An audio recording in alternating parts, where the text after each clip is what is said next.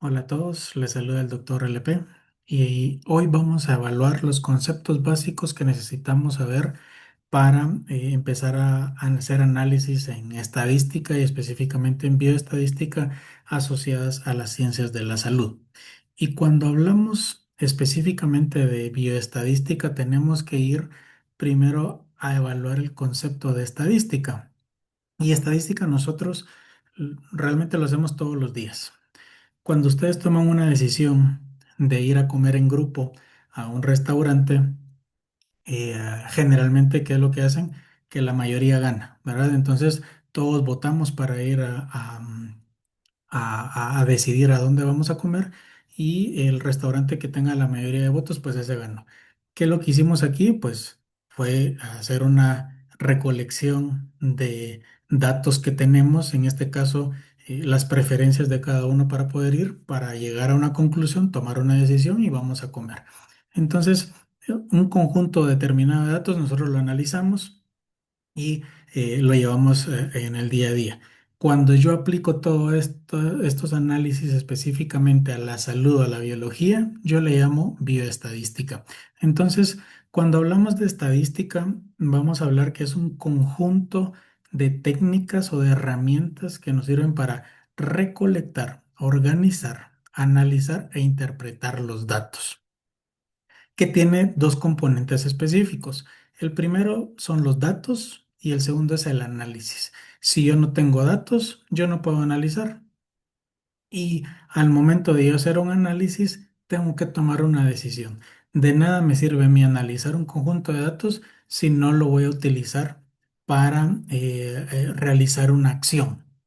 Por eso es importante que nosotros hagamos análisis de datos con un objetivo o con un propósito. Entonces, este conjunto de técnicas me sirve para recolectar estos datos, para yo organizarlos, luego analizarlos, interpretarlos y finalmente tomar una decisión.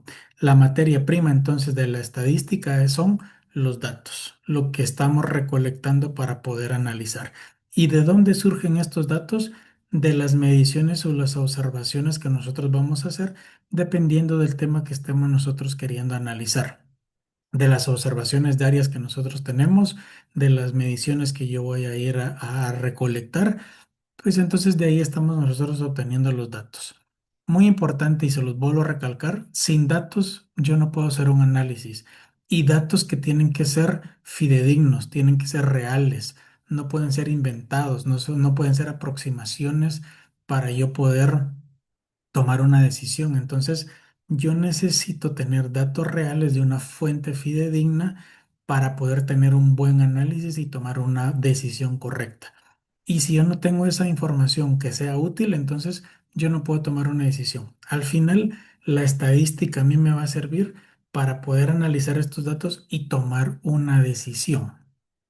Cuando hablo entonces de estadística, vamos a tener dos tipos de estadística, específicamente la estadística descriptiva y la estadística inferencial. Cuando hablo de estadística descriptiva, si yo voy a la definición como concepto, es que yo la empleo para describir, analizar y representar un grupo de datos. Yo tengo una gran cantidad de datos que es muy grande y yo la voy a resumir, la voy a hacer más pequeña para poderla transformar y así yo poder dar un análisis específico que sea mucho más digerible para el que la vaya a analizar. Entonces yo voy a resumir esos datos y presentarlos. Y generalmente yo utilizo números o gráficas para poder presentarlos. Veamos entonces que la estadística descriptiva me sirve para describir, resumir y presentar estos datos de una población específica, pero donde yo no voy a generar inferencias. ¿Qué me va a describir? Yo puedo utilizarla para frecuencias, para proporciones, yo puedo utilizar medidas de tendencia central, de dispersión, de distribución de los datos, y la voy a utilizar específicamente para resumir la información que yo tengo, ya sea clínica o poblacional. Grandes volúmenes de datos, hacerlos más pequeños para facilitar esa interpretación y que generalmente yo lo comunico en tablas y gráficos. Veamos entonces los ejemplos específicos. yo tengo una población con diabetes mellitus tipo 2 y quiero eh, saber cuál es la composición en cuanto a la edad. Yo quiero saber cuál es el promedio de edad de esa población. Entonces yo utilizo una medida de tendencia central, que es la media, y que en esta población me salió de 58 años. Y que el rango de edad del más pequeño tenía 34 años y el más grande tenía 82 años. Entonces ahí estoy describiendo a mi población en cuanto a la edad. Pero otro ejemplo, si yo estoy haciendo un estudio para determinar qué cantidad o cuál es el valor de la presión arterial que tienen mis pacientes cuando ingresan a la emergencia, y en este caso tenemos presión arterial sistólica y diastólica, pero yo quiero medir la sistólica, entonces a cada paciente que va llegando a la emergencia yo le tomo la presión arterial y sistólica y la voy anotando. Y me salió que la media es de 138 con una desviación estándar de 18 milímetros de mercurio. Esto quiere decir de que algunos pacientes o el mayor tenía 138 más 18 milímetros y el menor tenía 138 menos 18 milímetros. Esa era la variabilidad que tenía dentro de mi población. La estoy describiendo otra vez. Otro ejemplo es el estado nutricional basada en el índice de masa corporal. Podemos tener una población que tenga bajo peso, normopeso, sobrepeso u obesidad. En este caso, en la población que yo estoy analizando, tengo que el 35% tiene un peso normal, el 40% tiene sobrepeso y el 25% tiene obesidad. Estoy describiendo y categorizando a mi población también. Y finalmente, otro ejemplo es que yo quiero saber después de una colecistectomía, que hacen una cirugía en donde retiran la vesícula biliar, cuántos días pasan hospitalizados mis pacientes. Entonces yo hago una medición específicamente de tendencia central y dispersión y yo puedo ver que tengo una mediana de 4 días y que el que menos estancia tuvo fueron 3 días y el que mayor tuvo estancia fueron 6 días. Entonces, ¿para qué me sirven estos datos? Para caracterizar a mis poblaciones, para ver qué características, para describirlos. Y estoy resumiendo al final todos esos datos para yo tener una idea de qué es lo que está pasando. Entonces, me sirven para resumir esos datos, para identificar algunos patrones y entonces yo ya puedo tomar alguna decisión. ¿Qué decisión? Veamos un ejemplo también con el estado nutricional. Si esta población fueran los estudiantes de medicina de primer año, entonces yo puedo decir que el 65% de mis estudiantes de primer año tiene sobrepeso u obesidad. Y eso yo sé que a futuro les va, algo les puede afectar. Entonces yo ya puedo tomar una decisión. Tengo que implementar un programa nutricional con ellos o tengo que implementar un programa también de cero sedentarismo, hacer ejercicio, ¿verdad? Para poder empezar a combatir esta parte del estado nutricional. Entonces, con estos datos yo ya veo ese patrón y puedo tomar una decisión desde tempranas etapas para evitar complicaciones a futuro. Y así yo lo puedo hacer con distintas enfermedades, como lo vemos en salud, o incluso algunas cosas buenas, ¿verdad? Si yo estoy teniendo resultados positivos de una intervención, yo lo voy a ver en esas curvas y quiere decir entonces de que he estado resultando y lo puedo seguir aplicando de esa forma. Y si no está resultando, entonces yo tengo que tomar una medida para poder cambiarlo. Cuando hablamos ahora de estadística inferencial como concepto, es un procedimiento en donde yo voy a generalizar esas características de una pequeña muestra a toda la población. Algunas veces yo no puedo llegar a toda la población. Por lo tanto, tengo que tomar una muestra de esa población, le hago el análisis de esa población y yo genero entonces generalización de esos resultados. Me sirven para efectuar estimaciones, para tomar decisiones también y finalmente para poder predecir en algún momento. Veamos entonces que la estadística inferencial me permite en algún momento estimar algunos parámetros de la población, cuantificar esa incertidumbre también. Yo puedo probar alguna hipótesis que yo pueda tener, puedo analizar asociaciones y generar predicciones. La utilizo en algunas veces para comparar tratamientos de grupos, para evaluar factores de riesgo, para tomar o sustentar una decisión clínica que yo estoy tomando con un paciente o con un grupo de pacientes y para comunicar resultados. Veamos algunos ejemplos para que vaya quedando un poco más claro. Primero, la estimación de la prevalencia de la anemia en embarazadas. Yo tengo una población de embarazadas que probablemente yo no voy a poder llegar a todas las embarazadas de Guatemala. Entonces, ¿qué es lo que yo hago? Con base a una fórmula estadística, yo calculo una muestra para que sea representativa de toda esa población.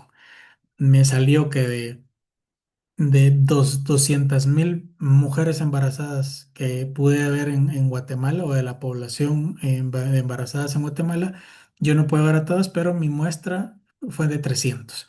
A esos 300 les hago yo el análisis, veo cuántas de ellas tienen anemia y me salió que el 24% de esa población de embarazadas tiene anemia, con un intervalo de confianza del 19 al 29%. Entonces yo ya puedo generalizar mis datos. Yo ya puedo decir que en Guatemala el 24% de la población de embarazadas tiene anemia y que va a variar entre el 19 y el 29% dependiendo de la región en donde incluso pueda estar, ¿verdad? Entonces ahí estoy haciendo ahí una generalización de los resultados en una sola muestra. Veamos otro ejemplo para comparación de tratamientos. Yo tengo una población que vive con diabetes mellitus tipo 2 y quiero evaluar un tratamiento. Tenemos el tratamiento A y el tratamiento B. Yo le doy a un grupo el tratamiento A y a otro grupo le doy el tratamiento B y luego hago las mediciones en cuanto a hemoglobina glicosilada. Entonces, veo que el tratamiento A hace una disminución de la hemoglobina glicosilada, pero el tratamiento B tiene una disminución mucho mayor. ¿Cuál es la diferencia entre la disminución de cada uno de ellos? Es de 0,7% de hemoglobina glicosilada.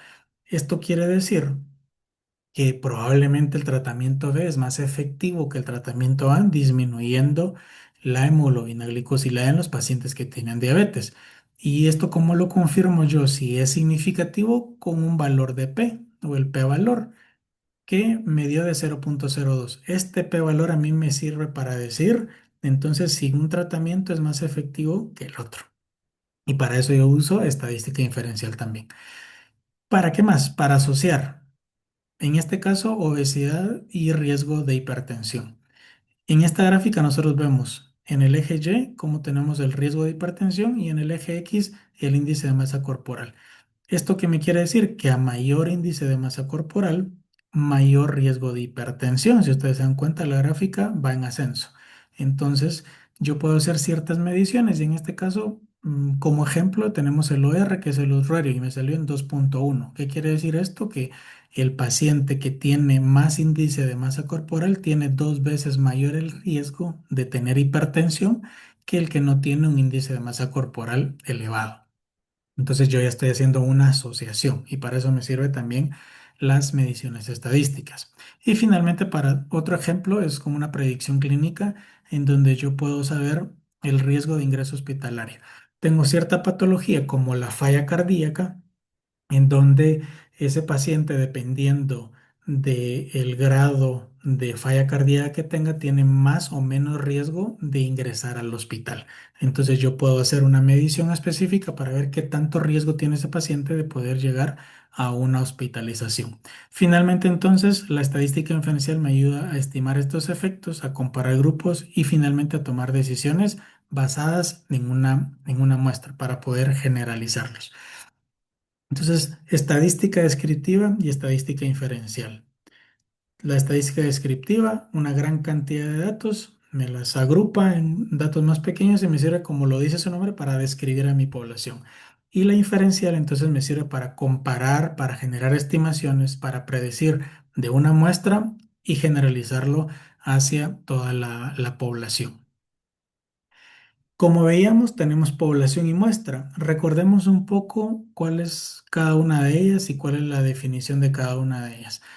Yo tengo como ejemplo una población que padece hipertensión arterial y que son atendidos en un hospital. Entonces, ¿cuál va a ser mi población?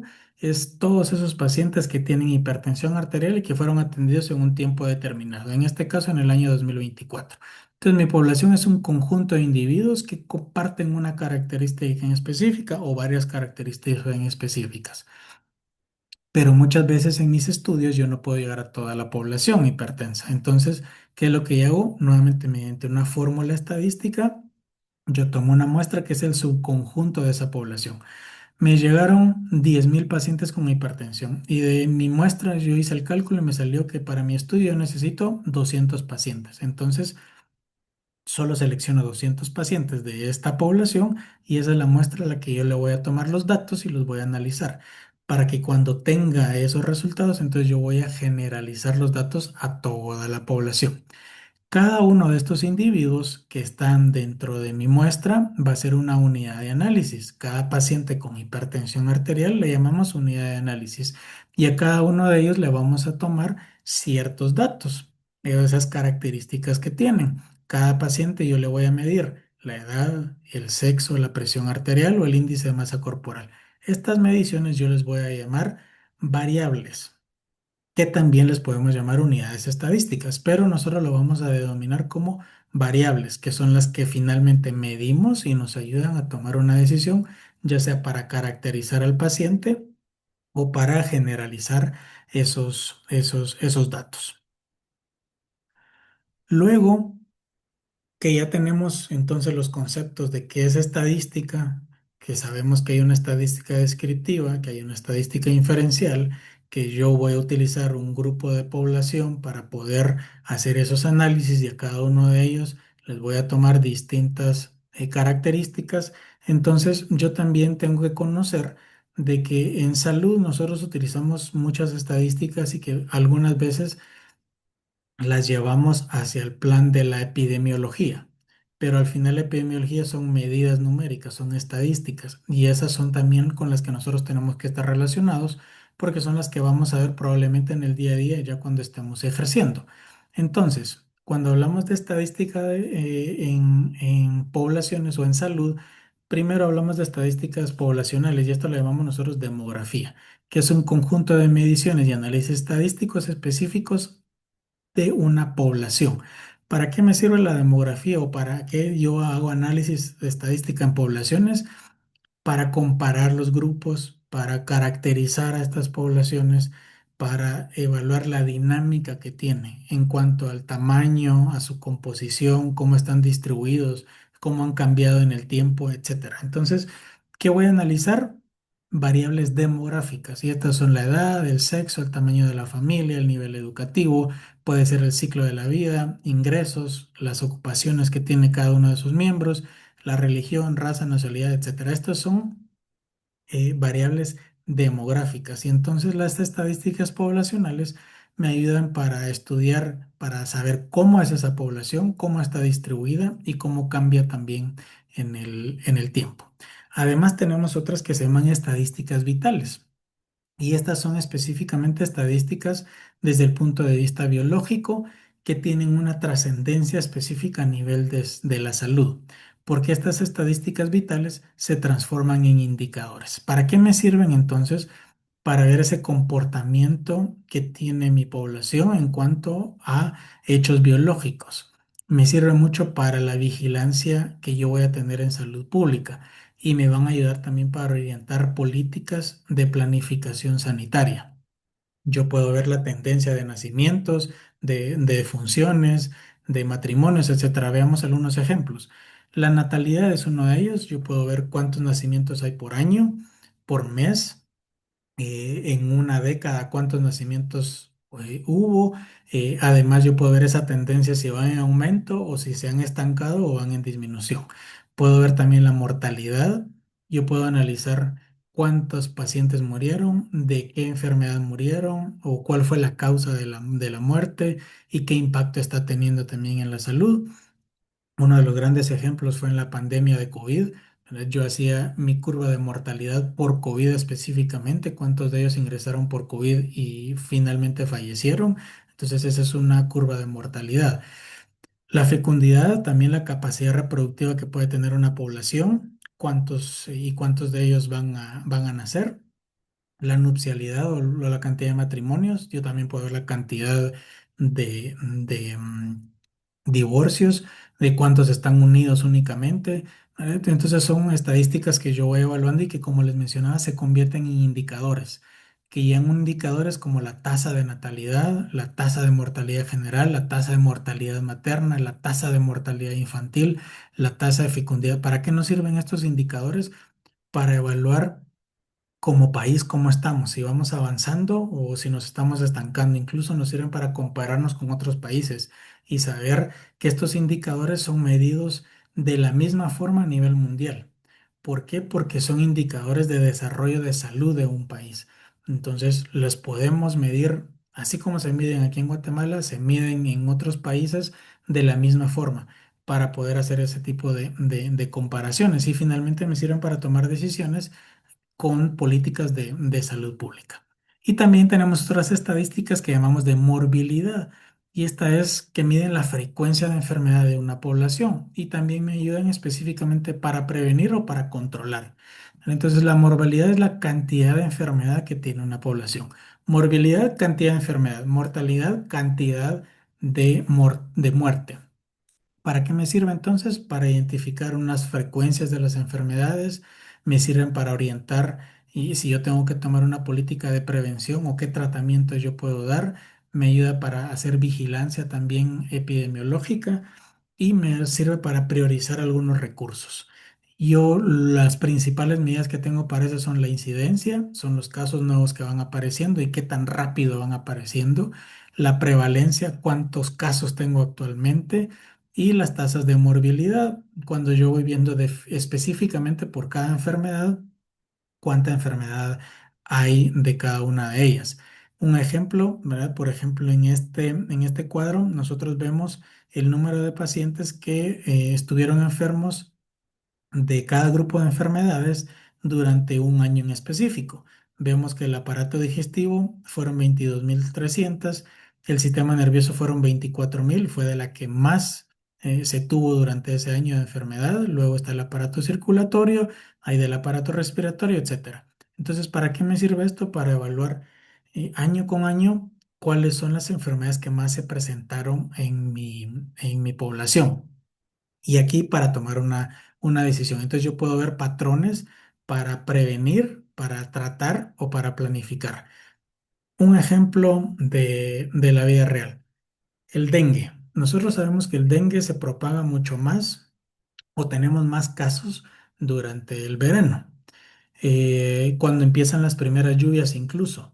¿Por qué? Porque ya sabemos que este mosquito se puede reproducir mucho más fácil en donde hay aguas estancadas, ¿verdad? Entonces, nosotros ya vimos dentro del año que hay ciertos meses, por ejemplo, abril y mayo, que es donde tenemos más casos de dengue.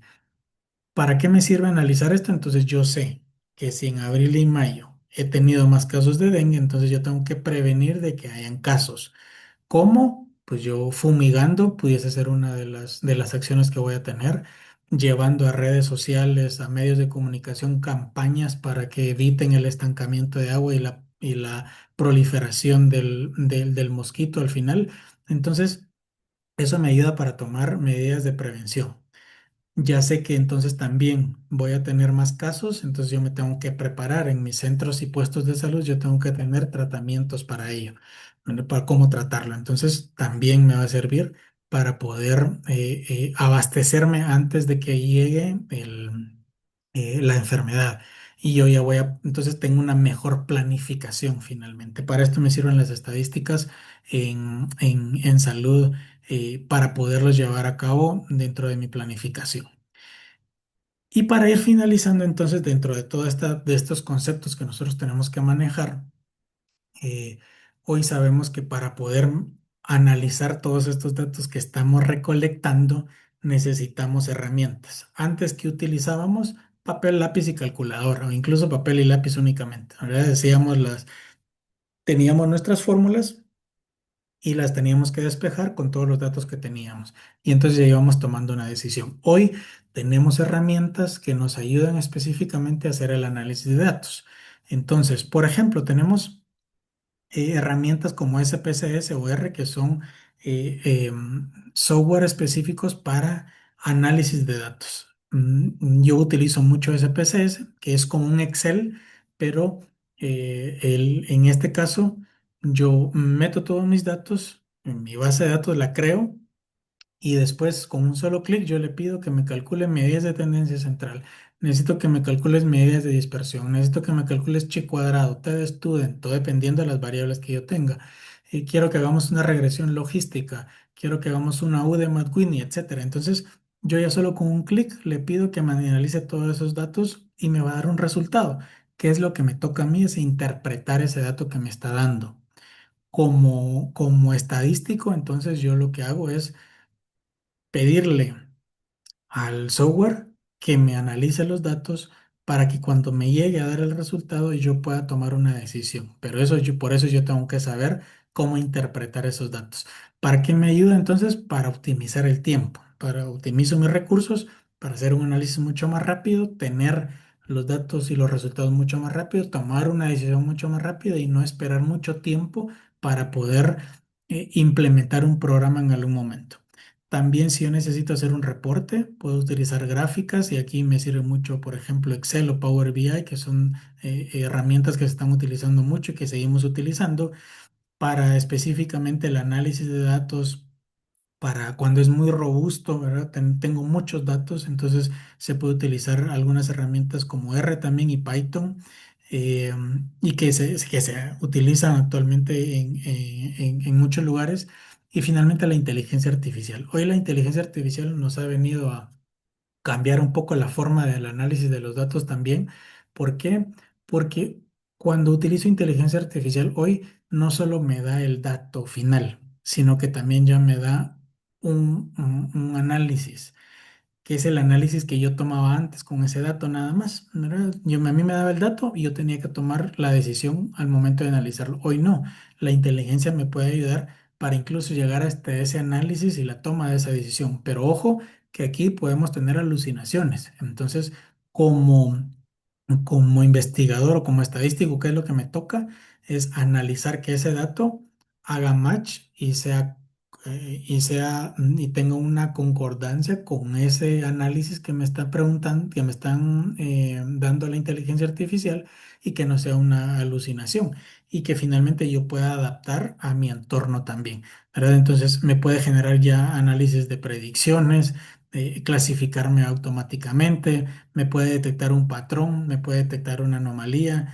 eh, yo ya puedo utilizarlo para automatizarlo y limpiar mis bases de datos y ya puedo tomar una decisión incluso basada en inteligencia artificial. Pero esto no quiere decir de que mi criterio como humano se quede a un lado, ¿verdad? Sino que me va a ayudar específicamente para potencializar ese análisis de datos. Y lo vamos a utilizar y lo vamos a seguir utilizando, pero tenemos que saber utilizarlo. Algo que yo siempre menciono es que utilicemos yo siempre mencionaba que hay que utilizar la tecnología de forma inteligente y hoy hay que utilizar la inteligencia artificial de una forma inteligente también para poder darnos ese soporte y potenciar el análisis de datos que vamos a tener. Entonces, conclusión de lo que vimos en el video del día de hoy los conceptos específicos de bioestadística. Ya sabemos que entonces la estadística es un conjunto de herramientas que utilizamos para tener un conjunto de datos, poderlo analizar y finalmente tomar una decisión. Tenemos dos tipos de estadística, que es la estadística descriptiva y la estadística inferencial. La estadística descriptiva como tal me sirve para describir una población, una gran cantidad de datos, yo la resumo en más pequeños y la puedo presentar en forma de tablas o gráficos para que su interpretación sea mucho más fácil. Tengo la estadística inferencial que me sirve para poder generalizar los datos, para generar estimaciones, para generar predicciones a futuro y que muchas veces utilizo una muestra para poder llevarla hacia toda la población. La población es un conjunto de individuos que tienen características en común y que si yo no puedo llegar a toda la población, entonces mediante una fórmula estadística, yo voy a tomar un subgrupo que sea una muestra y sobre eso voy a hacer los análisis. Cada individuo será una unidad estadística y a cada uno de esos individuos yo le voy a hacer ciertas mediciones de ciertas características que son las variables. Y además, en salud tenemos distintos indicadores que muchas veces los relacionamos más con epidemiología, pero que son estadísticas que nosotros utilizamos. Y pueden ser las estadísticas demográficas, que son específicamente de la población y que son cuál es la dinámica específica de esa población, la cantidad de estadísticas vitales como la tasa de mortalidad materna, la tasa de mortalidad infantil, la tasa de natalidad, que son indicadores que podemos compararnos incluso a nivel de otros países, y finalmente las estadísticas de morbilidad, que es la cantidad de enfermedad que tenemos. ¿Para qué? Para poder prevenir, para poder tratar y para poder tomar una decisión e implementar algunos programas.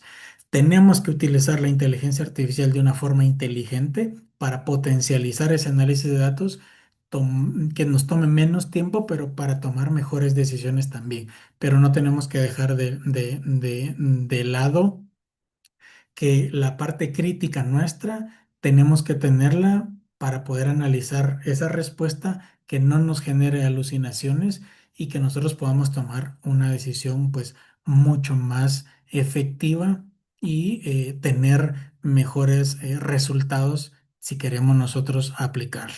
Aquí me pueden seguir, es un pequeño proyecto que empezamos a realizar en donde queremos difundir información científica y que más adelante también podemos estar compartiendo información sobre investigación, bioestadística, análisis de datos, etcétera. Entonces pueden seguirnos. Y finalmente los dejo con dos inquietudes. La primera es, por favor, vayan a hacerlo. Busquen la pirámide poblacional de Guatemala.